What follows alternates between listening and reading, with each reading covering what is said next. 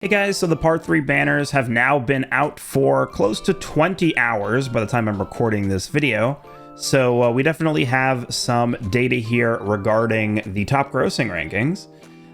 We're going to talk about top grossing, what it actually means, and some misconceptions when it comes to what top grossing, I guess the way they measure top grossing. So I've seen a bunch of posts on social media, and that's really the inspiration behind making this video. A lot of it is just due to people not really, I think, understanding what top grossing means and how it's measured. So we have a post here. This is somebody who's looking at, this is the Sensor Tower website. This is usually the most accurate website when it comes to actually looking at an overall listing of the top grossing apps. And we can see here, this person posted a screenshot of Dragon Ball Legends being #1 under the top grossing section for France. Now, the issue with this, okay, the issue with this is they are categorizing this by games role-playing. All right, that's the problem. For these games, typically, for each region, so for example, in the US here, if I go to games and I go to role-playing, Dragon Ball Legends is in fact #1. However, this is usually not how they rank top grossing, and this is usually not the criteria they go by to give rewards. What they usually look at is overall. So right now, if we go to overall top grossing, Dragon Ball Legends in the US is 18th overall in the US. So they would certainly not give top grossing rewards for the US for Dragon Ball Legends. So they're looking at top grossing overall. However, there is a caveat with that. I have been trying to find evidence for this, and it's been very tough to find like archived old news posts about past top grossing stuff. If I actually pulled up my own video about this. This is last year's video going over Ultra Super Saiyan 4 Gogeta's top grossing. And in this video, we have the 4th anniversary UI Goku top grossing news announcement in the game. And we can see here that they say Legends was #1 in the store rankings in some countries and #1 in the games category in several countries. Okay. And then on top of this, I don't have a picture of this, but I can tell you this with 100% certainty. Ultra UI Goku for Legends Fest 2023 also received rewards specifically based on hitting #1 in the store for the game section. So, again, typically when we go through past top grossings, Ultra Vegito Blue hit top grossing overall. This guy, I think he might have hit top grossing overall in like one country or something, but most of the rewards for this guy were from the game section. Ultra Super Saiyan 4 Gogeta is an anomaly. He hit top grossing in Japan overall, which is like almost impossible, but he did it. There's a reason why they always drop fusions. I mean, duh, right? And this is an interesting thing too. So this is actually for Legends Fest 2024. We did not hit top grossing for Ultra Beast Gohan, but they still gave us top grossing rewards, quote unquote top grossing rewards anyway, 1000 CC. This is not the same CC that we got for just having New Year's. Like they usually give out us a Chrono Crystal reward just every New Year's. This is not the same thing. So what usually happens, and the reason why they did this, is even if we don't hit top grossing, and this is the biggest takeaway I think from this video that most people don't understand when it comes to how these games view top grossing. When these games go into a major celebration such as Legends Fest, such as the anniversary, they have a very meticulously planned out set of currency, in-game currency, Dragonstones, Chrono Crystals, whatever, that they have planned to give out throughout the course of the celebration. So even though they market this as, wow, guys, thank you so much for hitting top grossing in the App Store, here's 1000 Chrono Crystals, at the end of the day, they were budgeting to give out those Chrono Crystals to us anyway, regardless of if we actually hit top grossing or not, right? It is very difficult to say whether or not certain characters are going to be hitting top grossing, right? I mean, it's just because it's not just the game itself, it's also every other game at the same time. Like if Legends decided to drop Ultra Super Saiyan 4 Gogeta for the anniversary, but then like, I don't know, some like other game, I don't even remember, like what was that one game that Dokkan would always lose to? It was like some like really old game. Dokkan would drop like the most exciting Vegito blue ever, but it would still lose to this other app in top grossing because the other app was just dropping like fire too, and the other app just had more players. So sometimes it's just out of these games' control whether or not they actually hit top grossing because of not just, again, what they themselves are doing, but what other games are doing as well at the same time. So when they budget the amount of Chrono Crystals they're going to be giving out over the course of the celebration, that is taking into consideration the top grossing CC. But even if we don't hit top grossing, as we saw with Beast Gohan, again, Ultra Beast Gohan did not hit top grossing for Legends Fest last year, they still gave us 1000 CC. So I think worst comes to worst, we don't get quote unquote top grossing rewards for this celebration. But I think we could still see something like this where they still give us 1000 CC and call it like 7th anniversary special thank you gift or something, where they just give us 1000 CC because it's still 1000 CC that they initially had budgeted to be distributed during this celebration. So that really is the way that these games strategically look at the top grossing situations. But in terms of the actual current standings here, we can sort by overall. I would highly doubt that we are hitting top grossing overall anywhere. There is kind of another layer to this as well. Of course, top grossing in terms of the App Store or the Google Play Store is measured by the in-app purchases, right? Can you guys think of something that Dragon Ball Legends has been heavily pushing recently that would affect the standings in the App Store or Google Play Store when it comes to sales?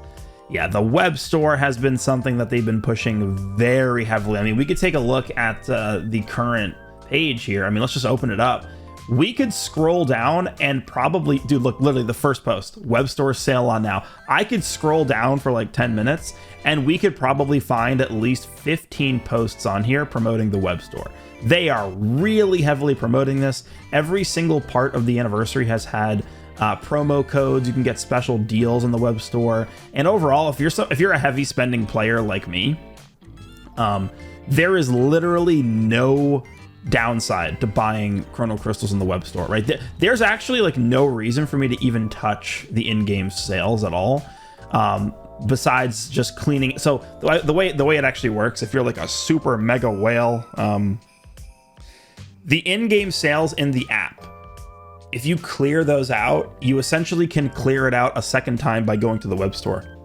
So the only real reason you would even be spending in-app, spending in the app itself and not exclusively through the web store is, yeah, look at this, is to buy the first sales on the app, but then every subsequent purchase you would make after that would just be on the web store. I mean, it's just, there's literally no reason to utilize the web store at all. Now, for me, the web store doesn't actually work, but the web store, I think, obviously is not going to be, like, if you're somebody who goes onto the web store and buys Chrono Crystals, that purchase is not going to be reflected in the top grossing app, the top grossing rankings for the app, because, again, these rankings are only based on how well the app is doing in terms of sales through that specific store. And the entire purpose behind the web store is to circumvent having to go through the store, right? The entire purpose of the web store is so whenever you make a purchase in app, right? Let's just say you buy a $40 pack for Chrono Crystals and Dragon Ball Legends.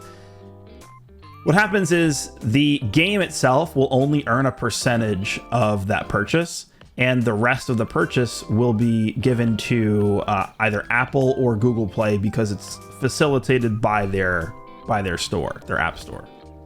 The whole reason why they're promoting the web store so heavily is because if you purchase the in-game currency directly via the web store, Dragon Ball Legends will earn 100% of that purchase. So they don't have to give up their cut to Google or Apple, right, if you purchase through the web store. And that is why they're just like constantly hammering us with promo codes and promotion for the web store. It's just so that they can earn more, because at the end of the day, even though it's more of a discounted sale, they're still going to be netting more money than if you would have bought the pack in game.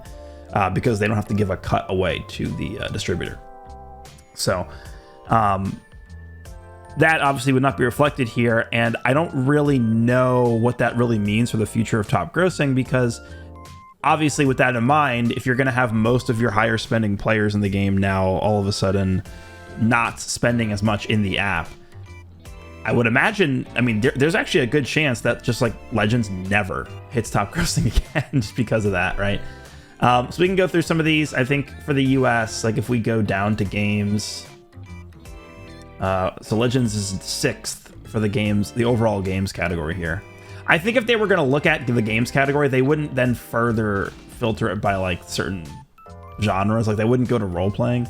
I think they would just look at games overall. So right now, overall in the US, Dragon Ball Legends is 6th for games.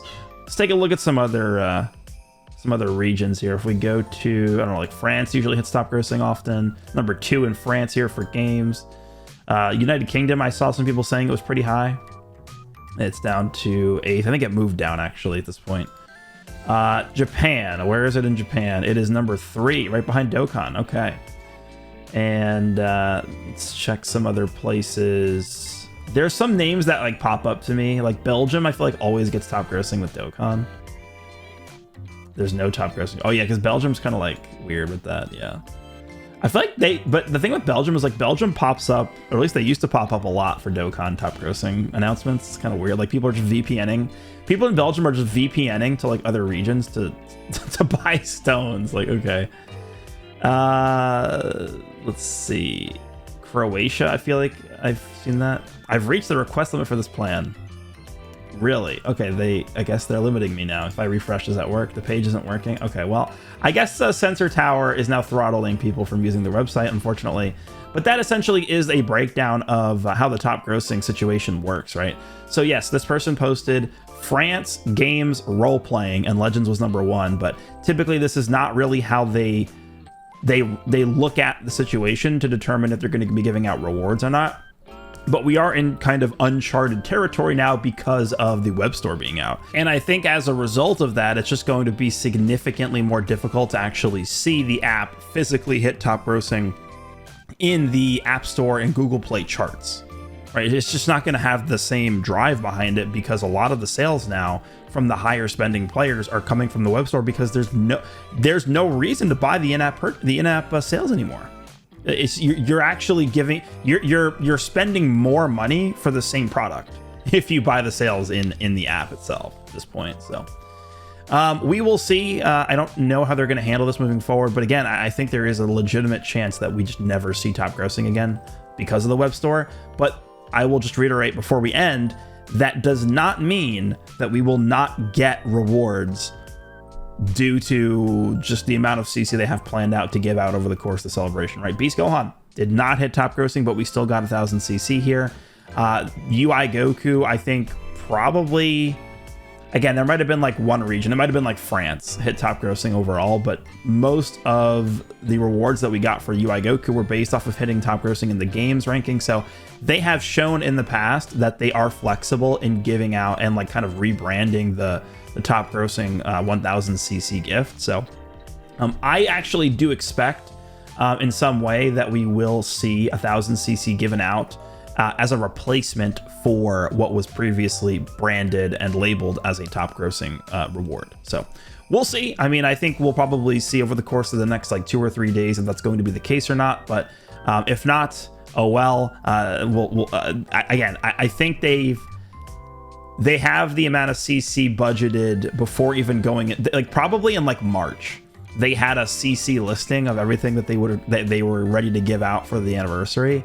And regardless of whether or not we hit top grossing or not, that's going to be the amount of CC that they give out. So it really is almost like a facade. It's not like it's almost not real. Like top grossing is almost like not real. It's like a phantom reward almost, because it's labeled top grossing, but they were going to be giving out this 1000 CC in one way or another, whether it was just going to be 500 CC as a gift one day, 500 CC as a gift the next day, whether it's going to be branded as a thank you gift like they did with Beast Gohan. It's going to come one way or the other, and that's just the way that these games work. So Let me know down below what you guys think about the current top grossing situation. Hope you guys enjoyed this one, and I will see you in the next one.